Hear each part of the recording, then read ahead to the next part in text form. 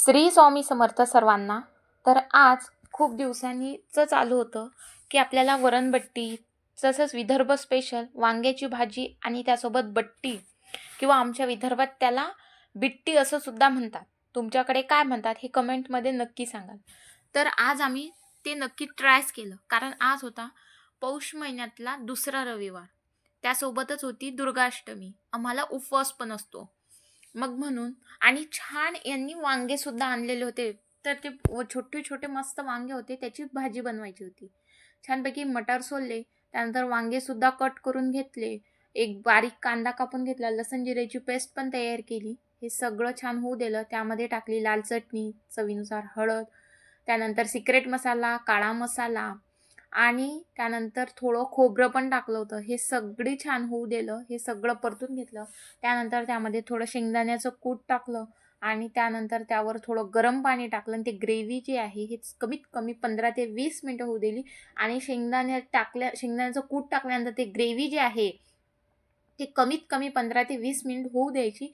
त्याला जोपर्यंत तेल सुटत नाही, पण त्याला चमचा देत राहायचं, जेणेकरून ते चिटकणार नाही, लवकर होणार आणि चवसुद्धा अप्रतिम अशी तयार होणार भाजीची. जशी की धाबा स्टाईल, हॉटेल स्टाईल तुम्हाला वाटेल तशी तयार होऊ शकते. आणि ही ग्रेव्ही सगळी झाल्यानंतर मी गॅस कमी केला, अजून मीडियम केला आणि त्यावर मला टाकायची होती थोडी एक कस्तुरी मेथी, जे की मी वरून टाकलेली आहे. आणि हे सगळी कस्तुरी मेथी टाकून घेतली.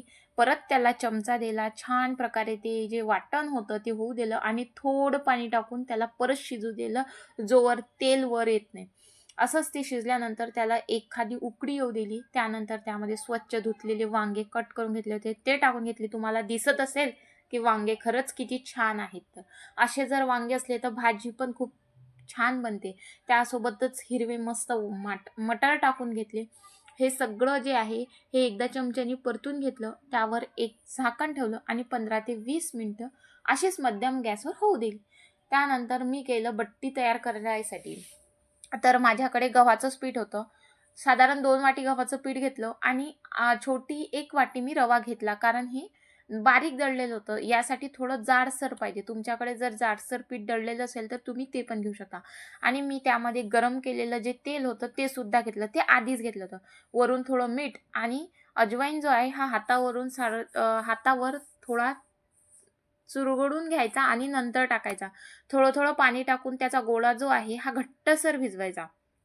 जास्त पातळ भिजवायचा नाही, कारण ते बट्टीचा गोळा आहे.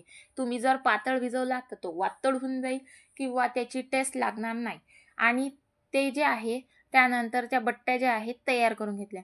पण बट्ट्या तर मला जमत नव्हत्या. मग त्यासाठी एक जुगाड करावा लागला. तो जुगाड कोणता केला असेल बरं? मी काय केलं, अहोंना काहीतरी थोडं लाडीगुडी लावलं आणि त्यांच्याकडून त्या बट्ट्या ज्या आहेत त्या बनवून घेतल्या. त्यांनी मला त्या ज्या बट्ट्या आहेत अशा बनवून दिल्या.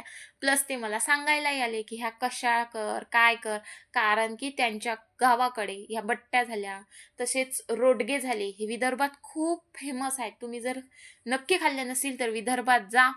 विदर्भातले रोडगे बिट्ट्या खाऊन बघा. एकदा खाल्ले तर कधीच चव विसरणार नाही आणि नेहमी नेहमी तुम्हाला तेच खायचे आठवेल. त्यानंतर एक पॅन घेतलं. पॅनमध्ये थोडं पाणी गरम होऊ दिलं. त्या गंजाला चांगली उकळी येऊ दिली आणि त्यानंतर त्या बट्ट्या ज्या आहेत त्या काढून घेतल्या. त्यामध्ये थोडं तेल टाकायचं, जेणेकरून ते एकमेकाला चिटकणार नाहीत. आणि ते उकळून वर आल्याशिवाय ते काढायचे नाही, कारण जोपर्यंत त्याला उकळी येऊन ते वर येत नाही तोपर्यंत व्यवस्थित होत नाही. मग अहोंनीच ते काय केलं, मला वेगवेगळे मस्त करून दिले. त्याचे शेप जे आहेत ते सुद्धा कट करून दिले. पण त्यांच्याकडे एक टेक्निक आहे, ते तुम्हाला दिसलीच असेल कोणती. तुम्ही सुद्धा असेच व्हिडिओ पाहून आमच्याकडून छोट्या छोट्या ट्रिक्स तसेच काहीतरी नवीन टेक्निक ह्या शिकत जा. आमच्या व्हिडिओला लाईक करत जा, आमचे व्हिडिओ असे शेअर करत जा. तसेच आमच्या चॅनलला सबस्क्राईब केलेलं नसेल तर सबस्क्राईब पण करायचं. त्यांनी मला असं व्यवस्थित छान एक जाड धागा घेतला आणि त्यांनी मला असं कापून दिलं. त्यानंतर मी जे आहे तेल ठेवलं गरम करायला. तेल छान थोडं गरम होऊ दिलं आणि मंद आचेवर मस्त लालसर पूर्ण कथ्या होईपर्यंत छान त्या फ्राय करून घेतल्या.